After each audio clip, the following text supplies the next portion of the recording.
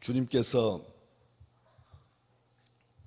유대인들에게 하신 말씀입니다. 어찌하여 나를 죽이려고 하느냐. 이 말만 딱 따서 우리가 보면 강박관념이 있는 거 아닌가. 괜히 엄살 떨고 남 탓하고 피해망상이 있고 한 것 아닌가. 편집 증세 아닌가. 여러 가지 정신의학적으로 진단하면서 주님께서 평상시 그런 편집증적인 이 증상이 있었던 것 아닌가. 그러니까 사람들이 그를 대할 때 죽이려고 하고 한 것 아닌가. 이렇게 생각하기 쉽습니다. 이 말씀을 하시기 전에 하셨던 말씀과 연결해야지만 주님께서 왜 이 말씀을 하셨는지를 분명하게 알 수가 있습니다. 왜냐하면 모세가 너희에게 율법을 주지 아니하였느냐라고 하는 이 말씀, 그리고 또 너희 중에 율법을 지키는 자 없다라고 하신 그 말씀, 율법에 대해서 주님께서 공생의 기간 동안 참 많은 말씀을 하셨습니다. 그런데 그 율법에 대한 말씀이 복잡하지 않습니다.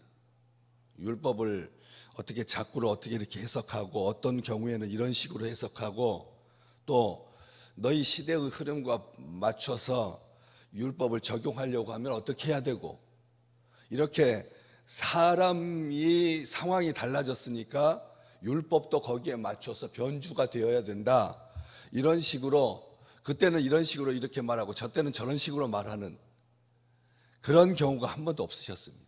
아주 명확합니다. 주님께서 율법, 오늘 말씀하신 것이 전부입니다. 모세가 너희에게 율법을 주지 않았느냐. 모세가 율법을 준 거다.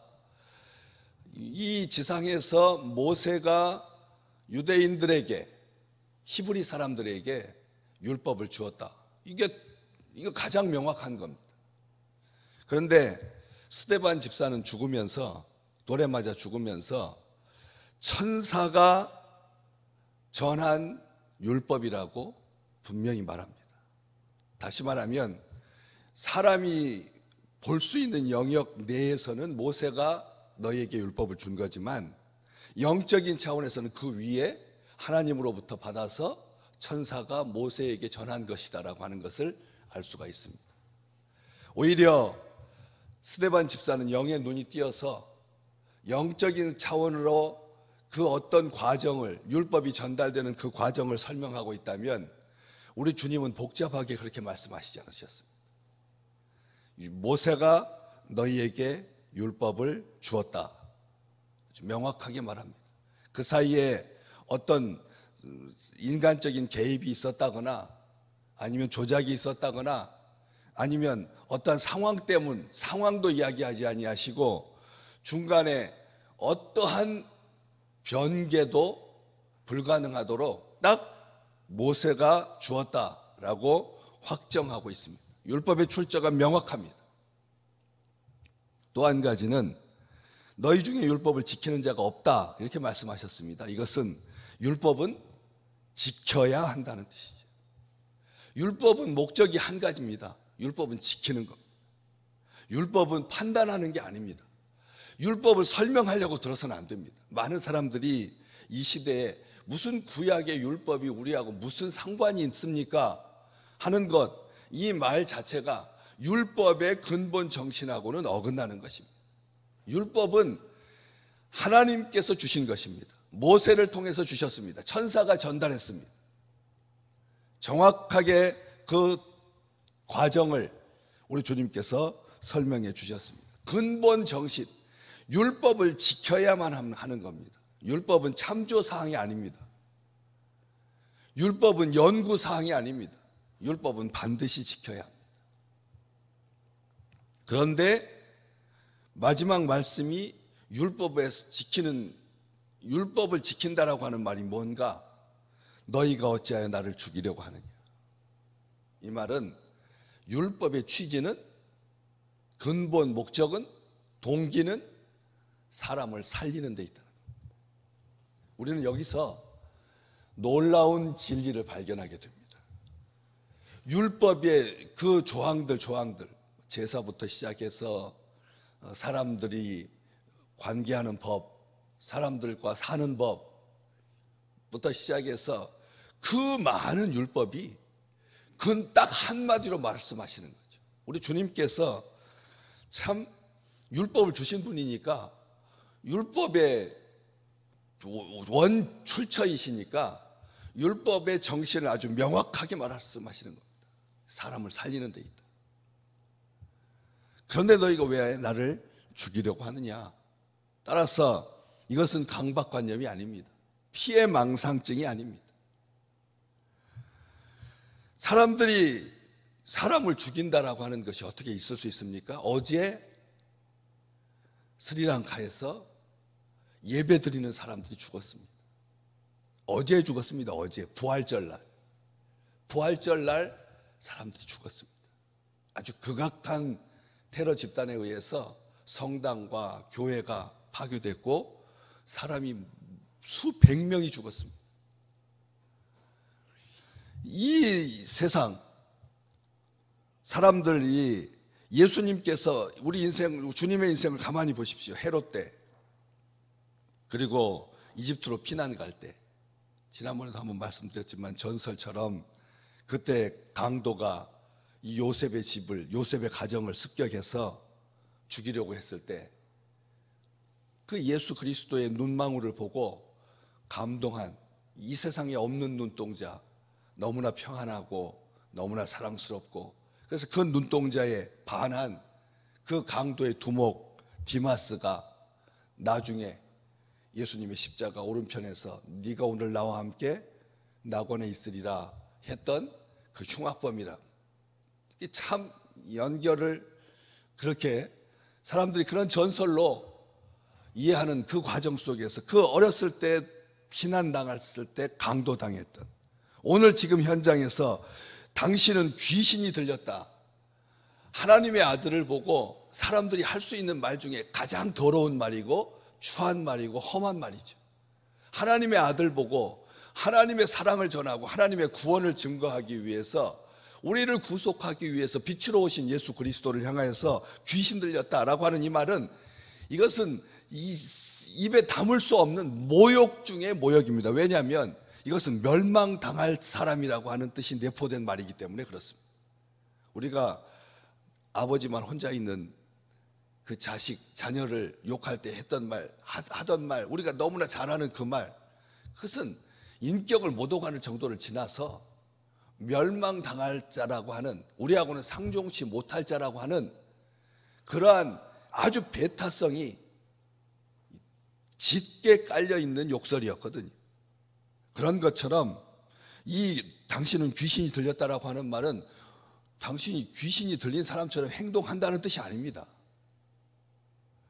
귀신 들린 사람은 행동을 종잡을 수가 없습니다.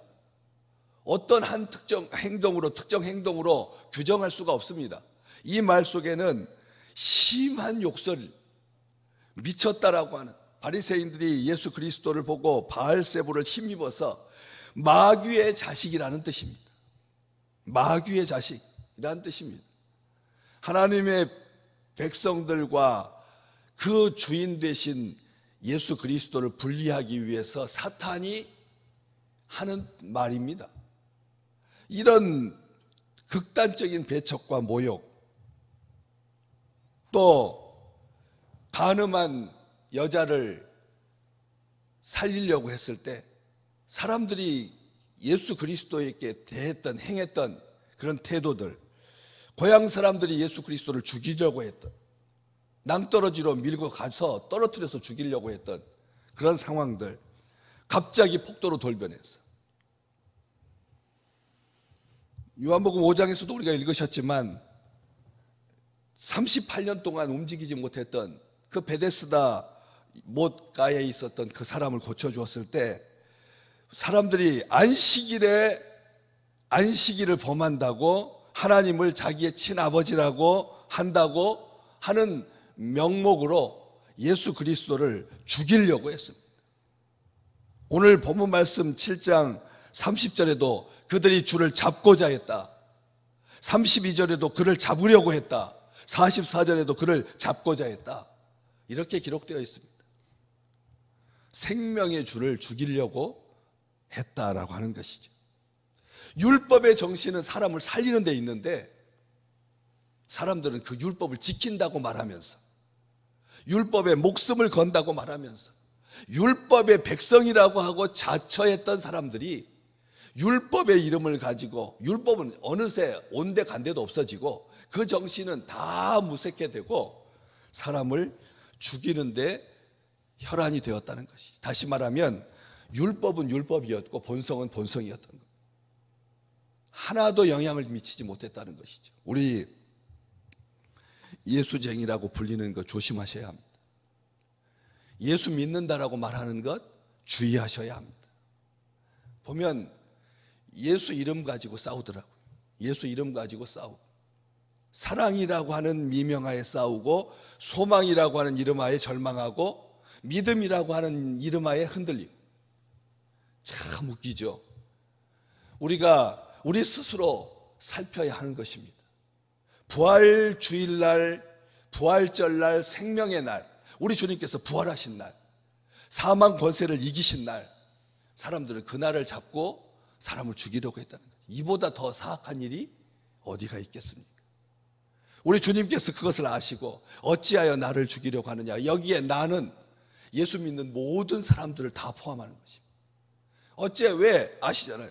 바울에게 바울아 바울아, 사울아 사울아, 어찌하여 내가 나를 핍박하느냐. 교회를 핍박했을 때 주님께서 하신 말씀입니다. 이 말씀은 똑같은 맥락입니다.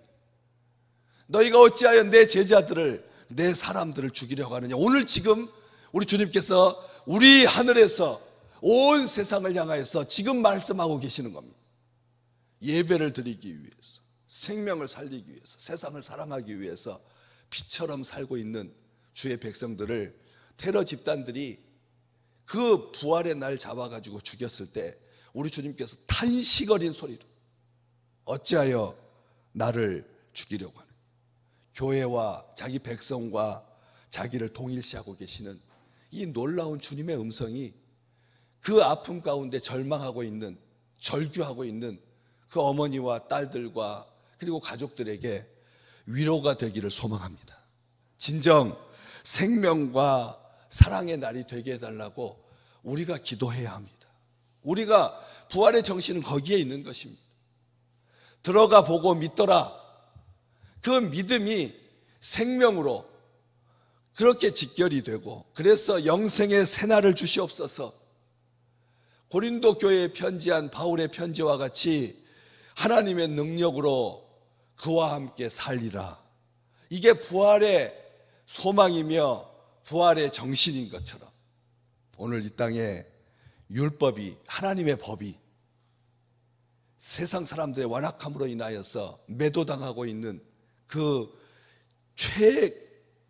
최전선에서 우리의 기도로 말미암아 이 땅에 온 세상 가운데, 열방 가운데 평화가 넘치고 생명이 가득한 귀한 날이 될 줄로 믿습니다.